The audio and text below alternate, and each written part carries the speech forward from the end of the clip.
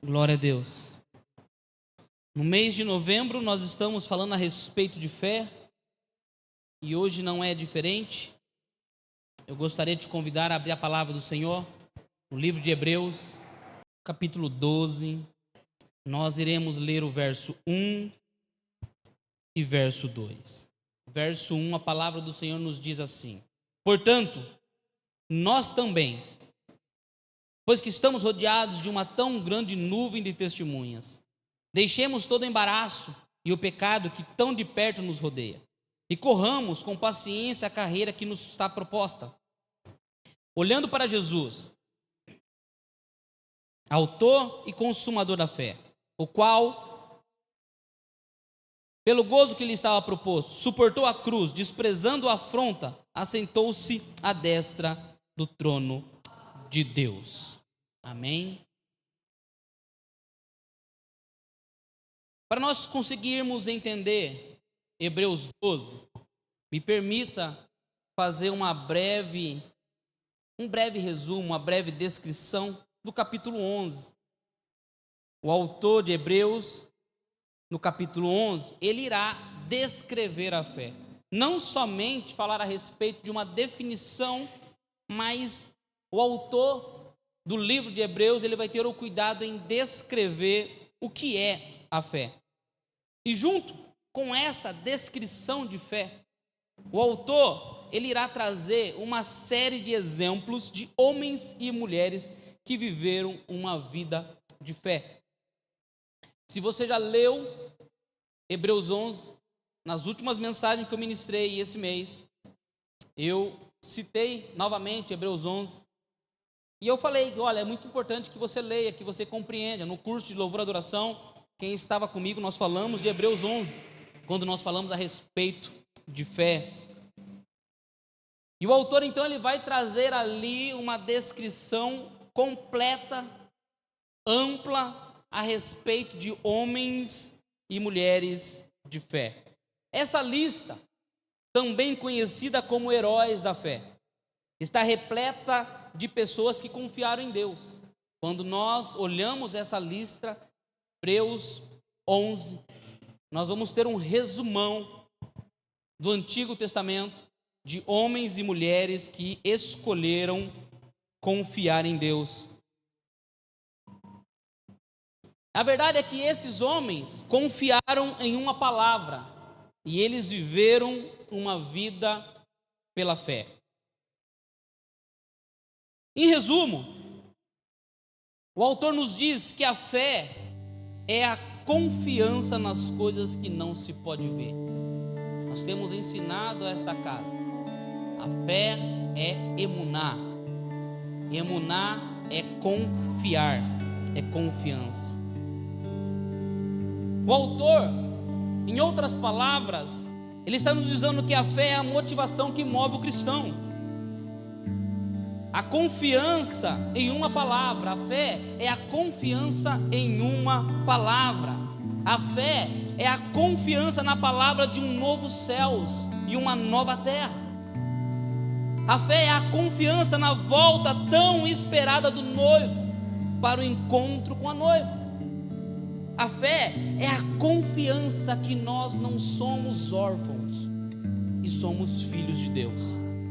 A fé é a confiança que pertencemos à família de Deus. Assim ele encerra o capítulo 11 de Hebreus. E no capítulo 12, o autor então ele faz uma transição. Ele deixa de falar do passado, ele deixa de falar do legado para falar do presente. E neste presente, o objetivo agora é dizer aos ouvintes que nós devemos seguir os mesmos passos dos heróis da fé. Ele vai começar no capítulo 12 dizendo exatamente isso. Finalizando o capítulo 11, transicionando para o 12, ele diz: portanto, nós também corramos com paciência a carreira que nos é proposta. O autor ele faz uma ilustração da vida cristã. Se nós pudéssemos aqui E eu gosto muito disso, de pegar um capítulo, um versículo, e começarmos a desmembrar esse capítulo, examinar este capítulo, do que o autor ele está nos falando. O autor está falando da nossa caminhada. O autor não está falando de algo pontual, ele não está falando de uma esperança pontual, ele não está falando de uma causa específica. O autor está falando da nossa caminhada. O autor está nos dizendo sobre a corrida, e essa corrida na qual ele nos diz é a vida cristã. A verdade é que essa corrida é longa, e essa corrida possui grandes desafios e grandes obstáculos. Esses desafios irá pôr em prova nossa confiança em Deus. Nessa caminhada com Cristo, que nós chamamos de vida, esse processo, essa etapa, nós iremos nos deparar com obstáculos. E esses obstáculos têm um único objetivo, e o objetivo desses obstáculos são nos paralisar. Os obstáculos desta vida, os obstáculos que nós encontramos nessa tal pista de corrida, as barreiras dos 100 metros, são obstáculos para nos parar. O autor ele não finge que não existe, mas o autor nos fala dos desafios de uma vida cristã. Ingênuo aquele que pensa que uma vida com Cristo é uma vida sem desafio. A Bíblia diz que o mundo já está no maligno, já pertence ao maligno. A Bíblia diz também que no mundo teremos aflições. A Bíblia também nos diz que nesse processo nós passaríamos grandes lutas, perseguições. Pois é, meus irmãos, a palavra do Senhor nos diz a respeito dessa grande corrida.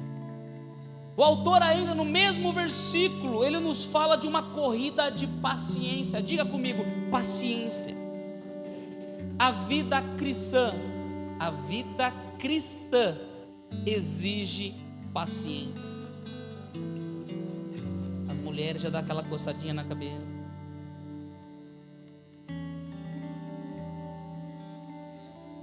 Aqui entra um grande desafio da nossa vida, porque a nossa personalidade ela foi moldada até os 7 anos de idade. Talvez você não sabia, mas a sua personalidade ela é moldada até os 7 anos. Então depois dos 7 anos o pacote está completo e finalizado. E ali só a misericórdia do Senhor para transformar. Homem nenhum, psicologia nenhuma, psiquiatra nenhum, remédio nenhum é capaz de mudar o caráter de um homem. Só Cristo. Então pega primeiro o conselho que a palavra do Senhor nos diz.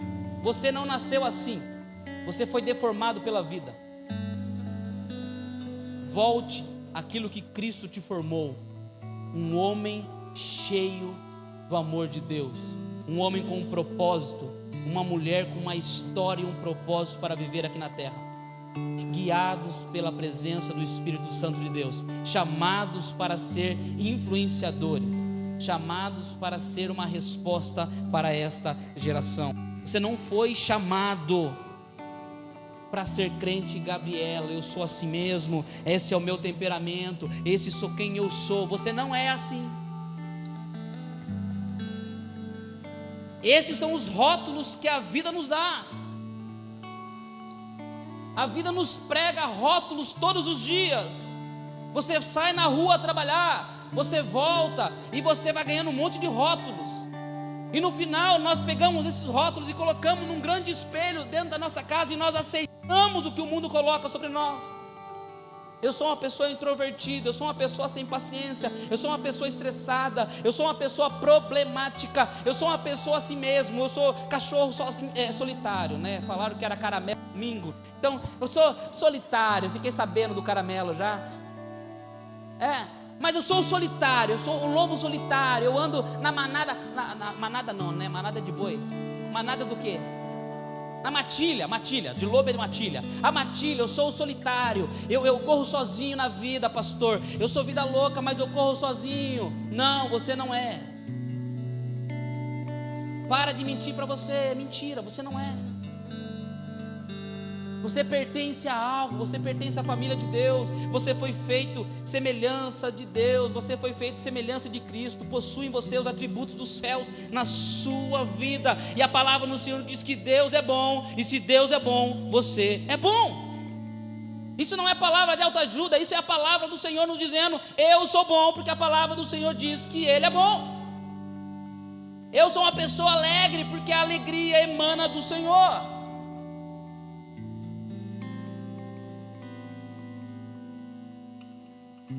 Os nossos hábitos, irmãos, com o passar dos anos, fez parte de nós.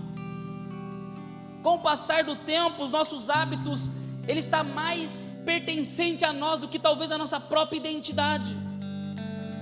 Os nossos hábitos estão mais visíveis para as pessoas que estão à nossa volta do que propriamente quem nós somos.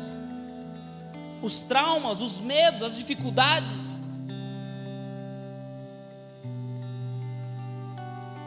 Talvez está tão encrostado em nós, está tão conectado em nós, que nós já não lembramos mais o que é viver sem tal pensamento. Talvez não sabemos mais o que é viver sem um pensamento de acusação, sem viver um pensamento de autopenitência, sem viver um pensamento de perseguição. Esses são os traumas. Isso vai nos deformando. E a verdade é que quando nós chegamos até Cristo e permitimos que Ele entre na nossa vida, preste atenção. Quando nós chegamos até Cristo e permitimos, eu posso chegar até Cristo e não permitir que Ele entre, não permitir que Ele mexa nas coisas, mas a partir do momento que eu permito que Ele entre, eu permito que Ele entre e faça parte da minha vida, precisamos confiar que Ele é fiel e justo para nos transformar. Filipenses capítulo 1, verso 6. Tenho por certo isso mesmo, que aquele que em vós começou a boa obra, a aperfeiçoará até o dia do Senhor Jesus Cristo. A palavra do Senhor nos diz que aquele que começou a boa obra, Ele vai cumprir. Mas Ele vai cumprir quando nós permitimos que Ele transforme.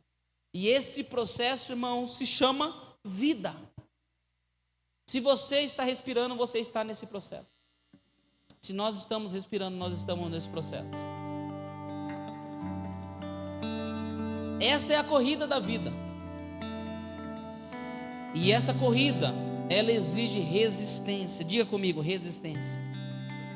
Diga comigo, persistência. Diga comigo, paciência. Resistência, persistência e paciência. O autor, no mesmo versículo, ainda ele nos fala de mais um ponto: não se permita a distração. O conselho deles para nós, do autor, é: não se distraia, deixemos todo o embaraço e o pecado que tão perto nos rodeia. O que é o embaraço aqui que a palavra do Senhor nos diz? Não é laço de macumba, laço de feitiçaria, não é nada disso, não. Embaraço no grego significa peso. Aqui nós estamos falando de bagagem, bagagem extra. Eu não sei vocês, mas se, no meu caso, um atleta nato, não sei se vocês fazem uma caminhada. O Edinaldo disse que corre. Cadê o Edinaldo? Está por aí? Diz que ele é um atleta que corre. Eu estou correndo no game, mas eu chego lá. E para quem corre como eu, nem que no sonho, irmão, já começa a sonhar. 2025, maratona Somos Filhos. Vamos lá, uhul! Todo início de ano é a mesma história, né, irmão? Todo início de ano. Mas Deus vai ter graça, vai dar graça para nós. Vamos lá, volta. Para quem corre, para quem é um atleta, sabe que qualquer utensílio a mais prejudica na corrida. O solado diferente do tênis atrapalha na corrida. Aqui, ó, tem um casal ali que corre, eles vão para Toyota correndo. Eita glória! O Marcos e a Cleide ali. E corre. Esse eu vi, eu sou testemunho ocular. atrapalha. Então você usa roupas apropriadas, tênis apropriado, porque é bagagem extra. O que o autor está nos dizendo sobre essa corrida da vida? Ei, se permita que essas bagagens extras, que este peso desnecessário, deixe de lado, porque isso está te atrasando na caminhada, e isso vai te prejudicar na corrida da vida. Essas coisas precisam ficar para trás. Essas coisas que de nada têm proveito, você precisa deixar. Deixemos todo o embaraço. Está falando todo, então não é um ou outro, são todos. Permita que essas coisas fiquem para trás. Nós estamos sendo encorajados, meus irmãos, a deixar os fardos pesados diante de Jesus. Mateus 11:28, a palavra do Senhor nos diz assim: vinde a mim todos que estáis cansados e oprimidos, e eu vos aliviarei. Tomai sobre vós o meu jugo e aprendei de mim, que sou manso e humilde de coração, e encontrareis descanso para as vossas almas, porque o meu jugo é suave e o meu fardo é leve. Meus irmãos, nessa nossa caminhada, que o Senhor permita que você viva nessa caminhada por muitos longos anos, que o Senhor te dê vida. Nós precisamos deixar que essas bagagens fiquem para trás. Nós precisamos nos libertar dessas coisas, porque nada tem proveito. Pecado, quando ele diz: deixemos todo embaraço, e o pecado de tão perto nos rodeia. Muitas vezes nós pensamos em tantos tipos de pecado, mas talvez o principal deles, e aqui eu estou colocando um talvez, porque aqui não cabe dizer um ou outro, mas talvez é o pecado de não confiar em Deus. Talvez é o pior de todos, porque a Bíblia fala que a dúvida anula a fé, a falta de esperança, a falta de confiar em Deus, talvez é o pior pecado, que esse vai causar uma falta de perspectiva de vida. Esse pecado não há mais esperança, você não tem esperança, você não tem perspectiva de vida.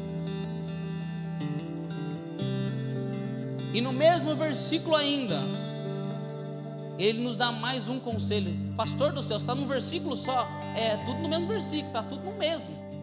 Ele fala o seguinte: ei, olhe para a galeria da fé, olhe para os heróis da fé.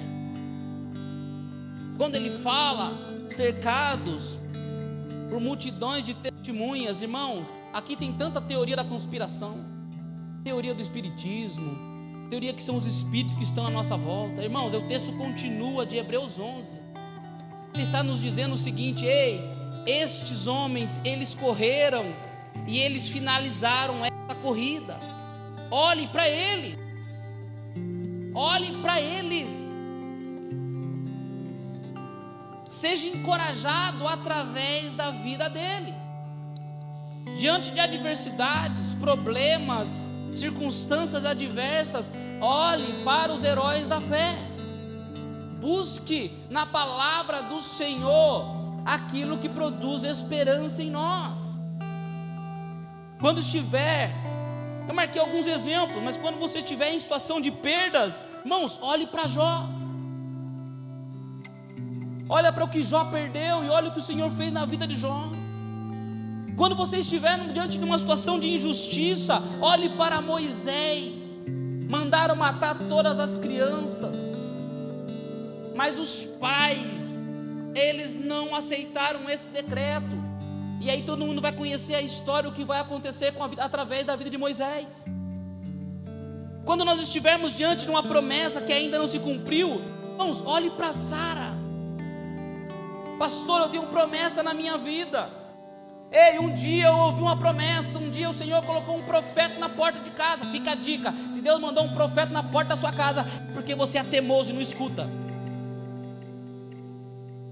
Porque Deus fala direto com você, mas quando você deixa de ouvir, Ele vai começar a usar, vem cá, o ungido do Senhor. De qual parte você não está entendendo? volta aonde parou.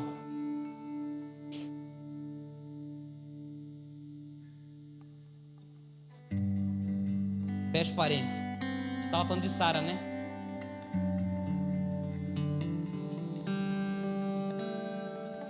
Tem uma promessa que não se cumpre. Tem uma palavra sobre a minha vida que não se cumpre. Eu vou ajudar Deus. Ei, olha para Sara. Olha para o que o Deus fez na vida da Sara. Olha o que a teimosia dela gerou. E olha o que Deus fez através da vida de Sara. Quando estiver diante de um problema de família, você passa por problema na sua família também? Problema de família? Ei, olha para José. Dá uma olhadinha na vida de José. Você vai ver que você não tem problema não. Está tranquilo, está suave, está de boa. Olha para a vida de José. Olha como José, mesmo em circunstâncias adversas, mesmo tudo sendo o contrário, ele foi uma peça vital para o plano de Deus. Ei, quando você estiver em perseguição, sofrendo perseguições, olha para Davi, ungido rei.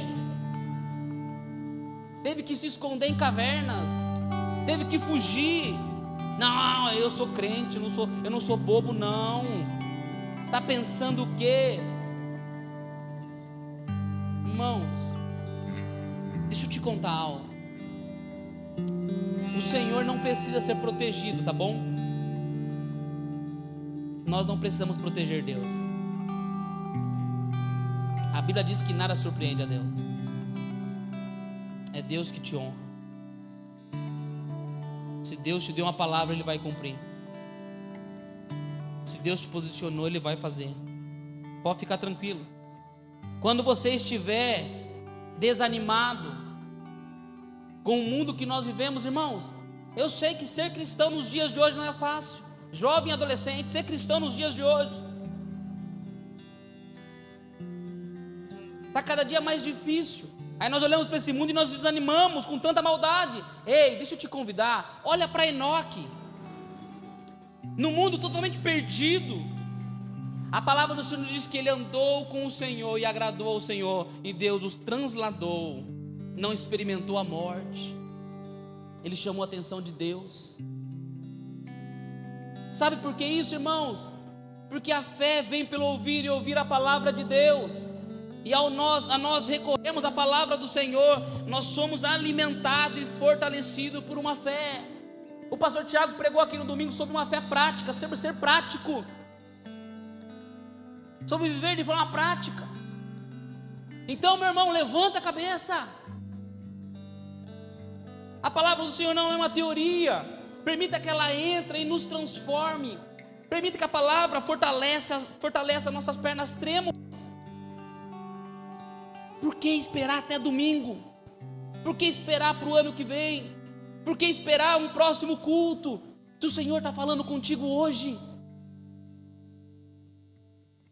E no mesmo versículo, ele fala o seguinte: olhe, agora é o verso 2, perdão. No verso 2 ele diz: olhe para Jesus. Não tire os olhos de Jesus. O maior de todos, o máximo modelo, aquele que aperfeiçoou a fé, olhando para Jesus, autor e consumador da fé. Consumador significa maior exemplo da fé, que ele suportou, ele venceu as adversidades, ele se fez pecado por nós, ele suportou a pressão deste mundo, e ele venceu a morte. Ele nos deu acesso ao Pai. Ele nos deu a santa presença do Espírito Santo. Ele nos deu uma promessa que Ele voltará a buscar a tua igreja. Ele nos deu vida, Ele levou a morte com Ele e nos deu agora direito à vida eterna. Ele aponta para a Nova Jerusalém. Ele nos deu um futuro. Ele nos deu uma perspectiva. Ele deu um motivo para nós acordarmos amanhã. Que nós não estamos aqui num aglomerado de pessoas, simplesmente levantando as nossas mãos, não. O Senhor nos posicionou, o Senhor nos comissionou, o Senhor nos capacitou. Ficai reunidos até que do alto recebeis poder, power, dínamos. E esse poder nos capacita, nos enche de ousadia. As pessoas vão olhar nos seus olhos e não são mais os seus olhos. As palavras dos seus lábios não são mais do que você pensa. A forma que você fala não é a sua eloquência, não é a sua oratória, mas é um homem, uma mulher cheio do Espírito Santo de Deus. O Senhor vai te colocar em lugares que você nem imagina. O Senhor usará a tua vida para saquear o inferno. As portas do inferno não prevalecerá contra a igreja do Senhor.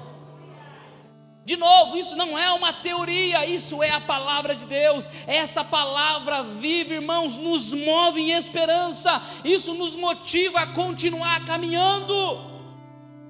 Se você pode dar uma virada para esse irmão e falar assim: continua, meu irmão. Como todos vocês, talvez você está numa situação aqui hoje que você fala: pastor, você não conhece minha história.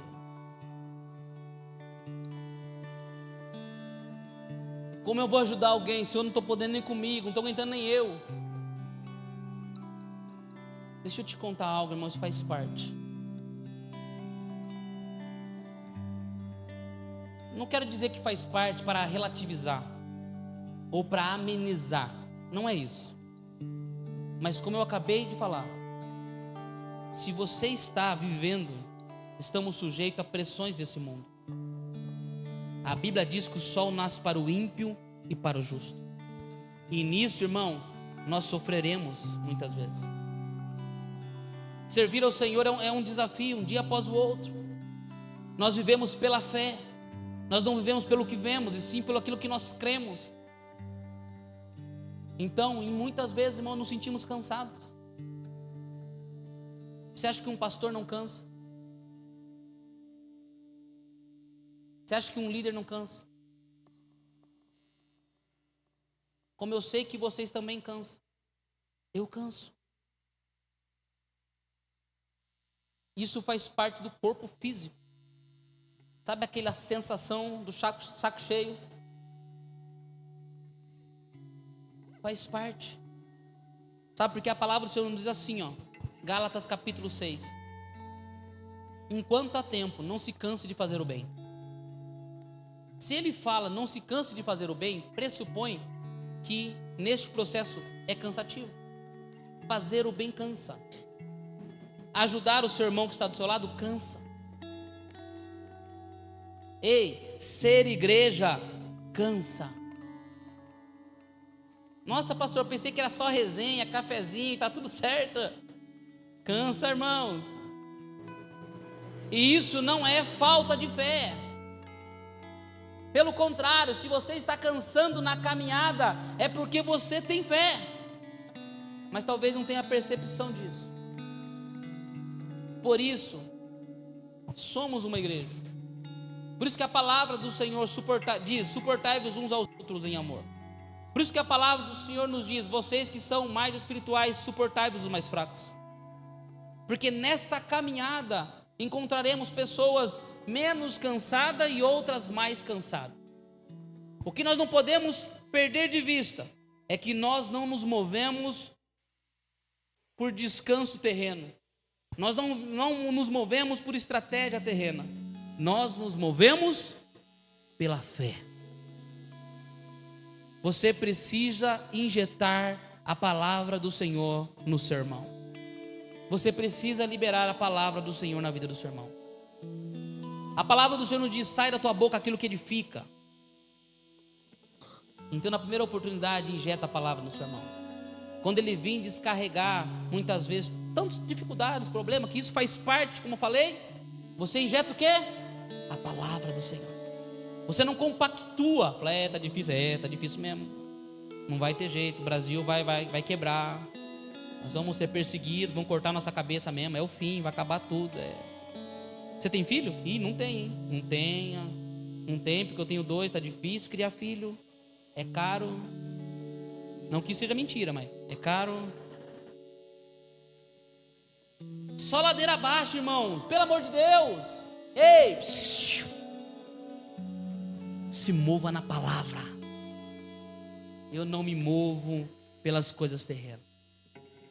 Ei, se o mar não se abrir, a gente vai andar por cima dele. Porque é a palavra do Senhor. Eu me movo na palavra do Senhor. Se permita ser renovado nesta noite. Se permita que essa palavra produza vida em nós. Permita que essa palavra mude de fato que Jesus seja o centro da tua vida. Que não se mova pelas suas decisões, se mova na palavra. Deixe as coisas de lado, todos os obstáculos, tudo aquilo que seja de distração. Foca em Jesus. Jesus, Jesus, Jesus e Jesus.